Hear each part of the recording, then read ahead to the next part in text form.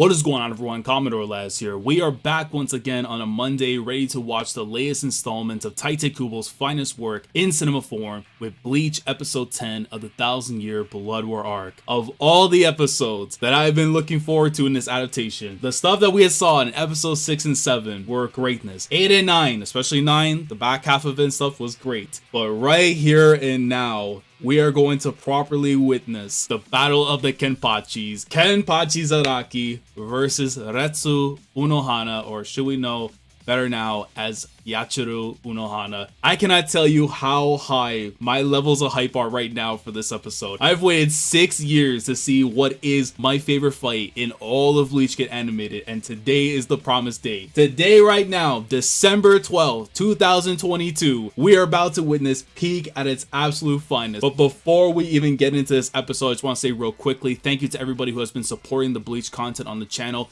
week in and week out. This is now our 10th consecutive video covering the Bleach anime. If you've been enjoying the content, please leave a like on the video so I know you guys are enjoying it, and subscribe to the channel if you guys haven't already. If you want to stick around when it comes to me talking about it, reacting to it, just going crazy for it, make sure to subscribe so you stay up to date with everything that goes on the channel. And with that all being said, let's get into this episode. I've waited long enough. The time is now.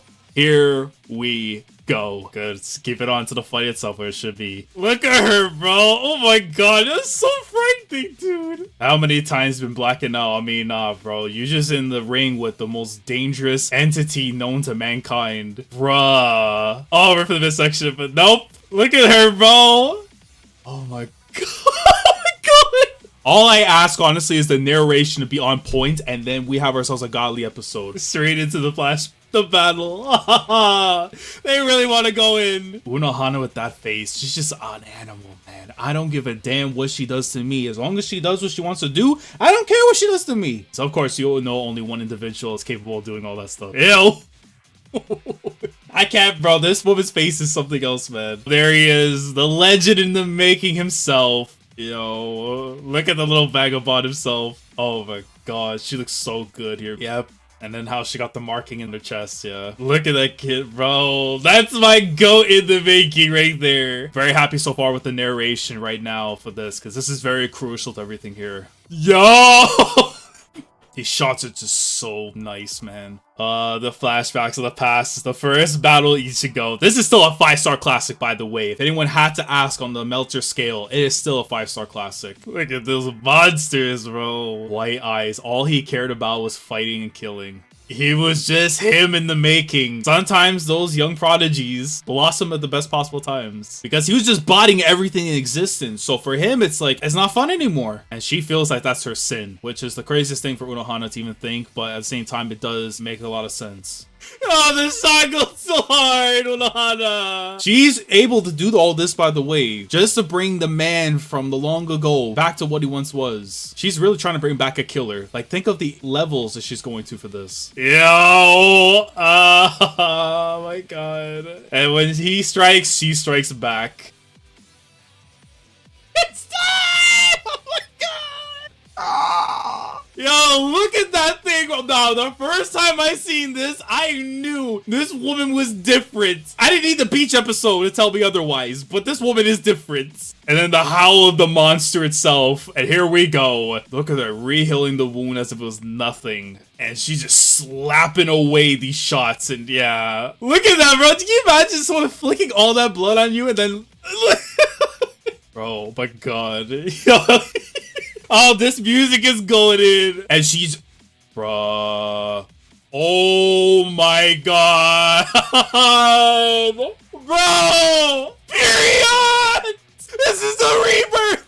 Oh my lord, yo, they are going crazy with this. And now you see how the technique exactly works. How she's able to bring him back every single time. Seeing this actually happen is insane. Look at him, bro. He's running like a homing missile. And it's just stopping everything. This is battle. Of course you love fighting. That's why you're my goats. The only meathead in this world that I'll accept for who he is. Yeah, all they want to do is battle forever. Look at these warriors. Just, oh my god.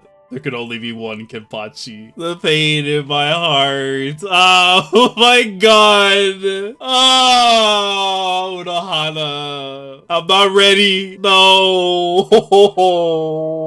Nah, Kenny. No, no, no, no, no, no, no, no, no. I'm not ready. I'm not ready. Don't show the face. Don't show the face. Ah, my. I hate seeing Kenny like this. Oh my god, this narration has not missed a beat whatsoever. Look at her, bro. What sheer bliss to die from accomplishing one's purpose. R.I.P. to a legend, man. Oh my lord. Yo, fucking go and his daughter. That was absolutely beautiful to watch. Two monsters just going at it, and then the narration being perfect for what it is. And then we switch over now to Ichigo and Renji as they get to meet a certain individual. Oetsu is such a rat, but he's so goat. This is some good English, I'll give him that. Bro, why does it remind me of that one Gintama episode with Il Smith, bro? I thank the Lord that they kept the Zanpakutos up in here, man. Yo, good individuals at Studio Periods. Oetsu is living the life, I promise you that right now. When you talk about sword swallower, it's in a different meaning when it comes to him, because these swords are edible. This guy is something else. What are these sound effects? Oh, bro, I cannot. I think we all want to stay. The both of you definitely want to stay. Not even just for recuperation. Y'all, you see what you see over there? No way. No way. This guy is a mega rat for doing this. How long has it been, Mara? How long has it been? And, oh, this place. It looks like an absolute sham, I believe it, but if you know the true confinements, you know. This does feel like, though, that we're probably going to get a lot more stuff coming up in this core than we actually were supposed to be getting in the next one. It's very interesting. I can't with this guy, bro. Super rad. Mara is finished with this guy. Shikuru this, yo. Yeah, I remember seeing these things for the first time, actually being frightened a little bit. Yeah, as you see, like, the developmental process and stuff for it after, yeah. So basically, these are like NXT, like the wrestlers that don't make it at NXT, they just, that's where they end up afterwards, in the graveyard. We got CGI and stuff for this too? Man, I want to switch up. What a switch up. Is that how we're going to end it? There's no way. Bro, how are you going to just do all that dialogue and stuff and then hit me at the end of the episode with Kenpachi just walking away now that he has his Zanpakuto? That is crazy to me, man. For people who are long-term readers of the manga, you can't be doing that to us, man. That is absolute pain. Okay, yeah, so there is definitely more to this. I'm thinking that's way too quick for the episode to end. Hold on a sec. This pacing's a little too quick. Yeah, his Quincy ties are definitely stopping him here. Oh god, we are gonna get it. I mean, granted, in the opening, there is something that tells you it's gonna happen. The pacing is super fast, though. And he's still cutting the rap. What a rat, bro. Yep, Galactic Donuts just to stop him immediately. Yeah, there you go. I remember this part was so tough, because it's like, Ichigo's already at his lowest at this point, and then you go and do that to him after, which is just wild to me. Bells ringing in the back, too, almost like it's like Elden Ring or something. Shout out to the Game of the Year, by the way. Yep! We are actually, yo, this is crazy. This is crazy. Oh, no, man. I am not prepared. I am up, bro. Yeah. No, this is going to be anime of the year. This anime of the decade. I don't even know if it could be topped. There's no way. There's no way. Oh, my God. Nah. Oh, my God. How do you get me every time like this, Pierrot? How do you do it? How do you do it? I don't understand, man. Listen, let's talk about real quick the Kenpachi Unohana fight. I adore that fight. I think it was done very well. I know there's probably gonna be different opinions and stuff of how it was done in the manga versus how it was done here in the anime. Obviously, the narration is a huge part of it to really understand the fundamentals of what the relationship is between Kenpachi and Unohana, how exactly they came into knowing each other, and then what led to Unohana basically wanting to make Kenpachi, or better yet, Zaraki, the Kenpachi of his own era. And seeing the transition of Unohana making him into what he is, and, you know, having to push him back into what he once was, you know, all the restraints and stuff that he put on himself because he felt like he was so dominant on everyone. And the first time that he fought Unohana, and, you know, the injuries that related to her, and he felt that, well, if that's the end, like, I want to keep this going. I love the fight too much.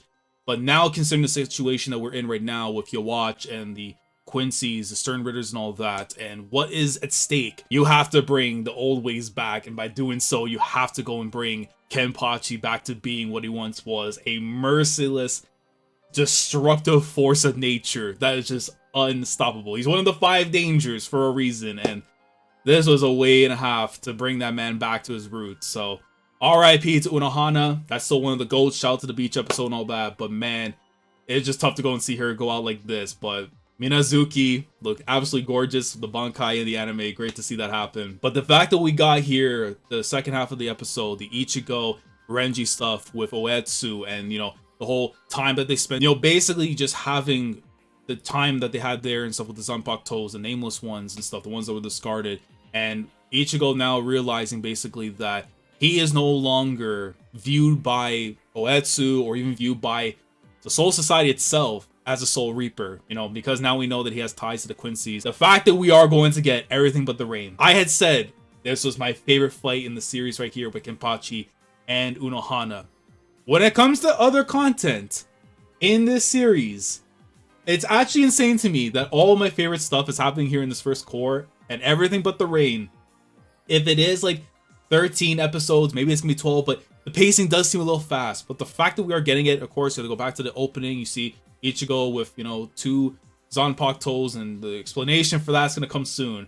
But the fact that we are actually getting everything but the rain, one of the greatest flashbacks in this entire story and probably in manga. For me, like, that is such a special flashback that really sets the tone, brings things to a full circle when it comes to who Ichigo is, who the Kurosaki family is, and especially a certain Oyaji that we're going to be seeing as the center focus of that in due time. But man, the Bleach anime has not disappointed whatsoever since its return with the 1,000 Year Blood War arc, and this was a banger of an episode. I don't know where I'm going to scale it in terms of the ones we've seen so far. 6 and 7 still hold very strong, but this one's up here. But the ones to come to can honestly just rival it. And if you talk about the anime of the decade, if Bleach is not in that conversation for you, I don't know what you're smoking, because right now we are on the greatest pack of greatness, and it's titled Tite Kubo's finest work, Bleach. Let me know your thoughts down in the comment section below regarding this week's episode of Bleach, the 1,000 Year Blood War. Let me know how we feel about the Kenpachi versus Unohana fight. Let me know if you guys enjoy what you saw here today in terms of the fight itself, the narration to really provide more context in terms of the relationship between the Kenpachis, and basically what happened in the second half of the episode. Regarding the pacing more so, because the content itself I felt was still very good for what it is. But do you guys feel that the pacing is a bit too fast in regards to what we are seeing right now go down? Or do you think that because of how things are, this is the best way to go about it, so that way we can get things without feeling too slow or just out of place whatsoever? If you do want to talk about those things down in the comments below and add any clarifications, inputs, or anything you want to add on here that maybe differs from what I have to talk about here, let me know down in the comments below. Like the video if you enjoyed, subscribe to the channel if you guys are new here if you want to be part of the weekly experience when it comes to my coverage of Bleach week in and week out. Subscribe if you haven't already. Click on the bell, Shandora, to stay up to date with everything goes on the channel. And with that being said, I will catch you guys in the next video. Commodore last signing off. Thank you so much for watching, and as always, take care. Going crazy, yeah, we going